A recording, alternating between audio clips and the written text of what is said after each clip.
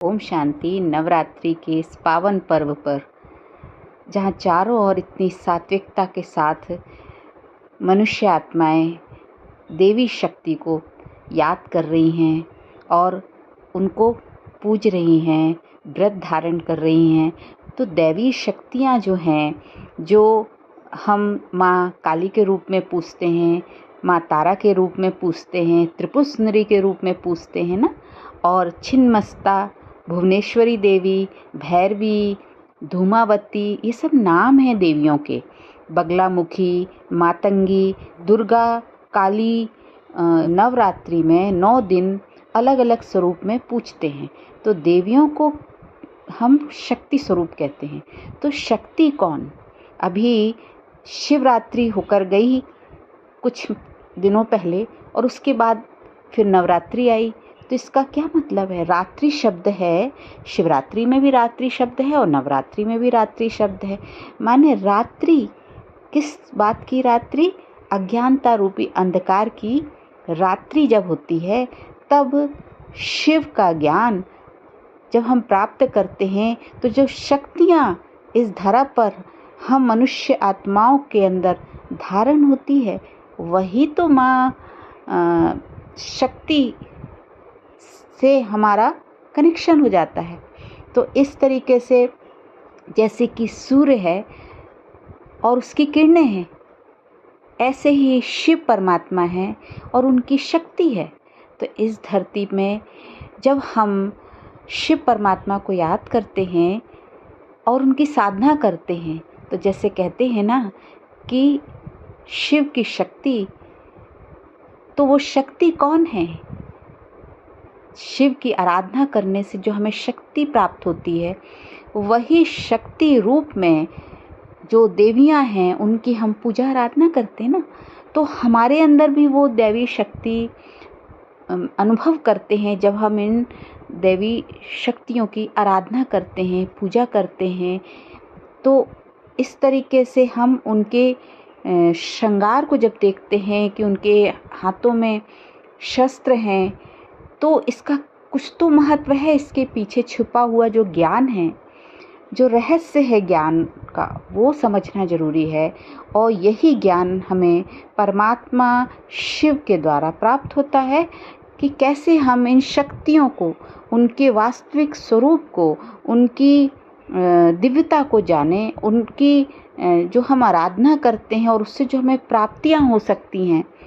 तो आराधना का सही अर्थ समझना और इन दैवियों शक्तियों को हमें जानना जरूरी है ना। तो उपवास करते हैं, माने कि उपवास करना माने कि देवी शक्ति के करीब रहना, मन और बुद्धि से उनको याद करना ना। व्रत रहते हैं, माने क्या?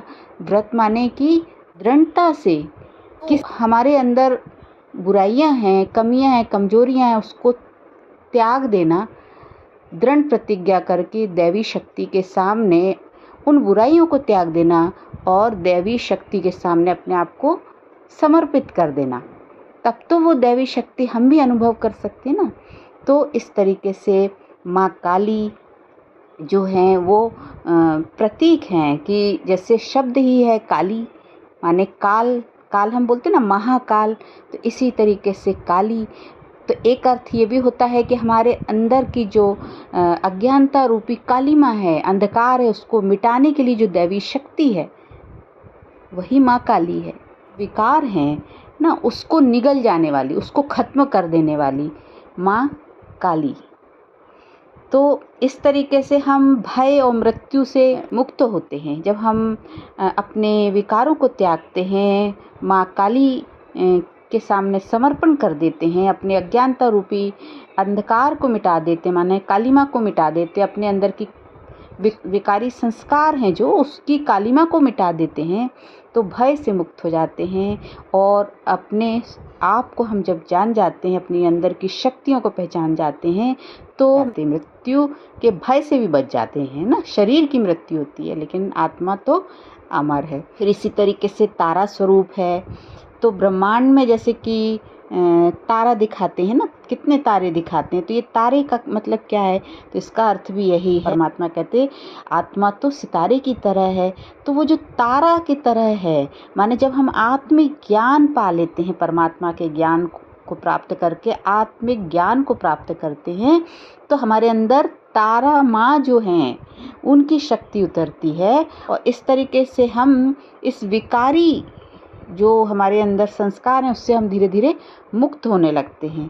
तो माँ तारा माने कि आत्मिक स्वरूप में जब हम अपने आप को देखते हैं। त्रिपुर सुंदरी, तो जैसे कि त्रिपुर शब्द से ही है 3, तो जब हम परमात्मा का ज्ञान प्राप्त करते हैं तो हमारा तीसरा नेत्र जो है वो हमारा खुलता है, माने कि ज्ञान का नेत्र खुलता है।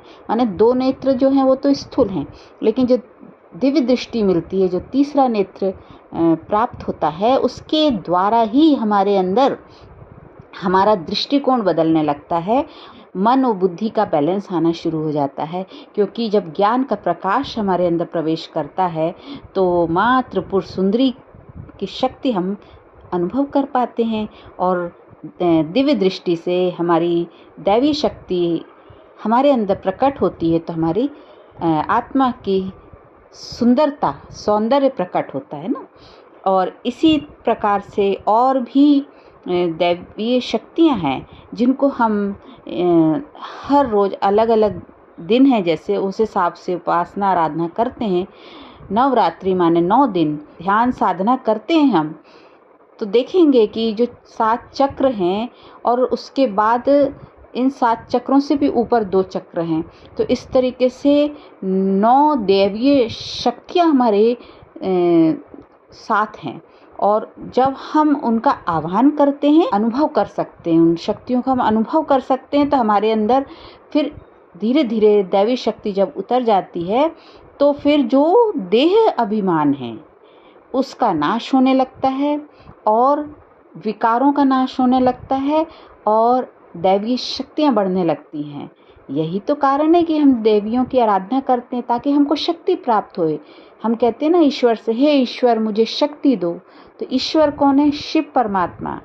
और शक्तियाँ जो हैं उनकी हम सब नवरात्रि में आराधना करते हैं, पूजा अर्चन करते हैं। तो इस तरीके से माँ भैरवी हैं, माँ बगलामुखी हैं, तो उन सब की भी हम जब आराधना करते हैं तो हमारी आत्मिक ऊर्जा जो है वो ऊपर उठती जाती है। और इस तरीके से हम 7 चक्र के साथ साथ 2 और जो चक्र हैं जो परमात्मा से हमें कनेक्ट करते हैं, वो चक्रों के लेवल तक जब हमारा कॉन्शियसनेस ऊपर उठ जाता है, हमारी आत्मिक ऊर्जा ऊपर उठ जाती है, तो हम समृद्ध, संपन्न, संपूर्ण बन जाते हैं। आत्म स्वरूप में टिक के हम संपूर्णता को पाते हैं। ओम शांति।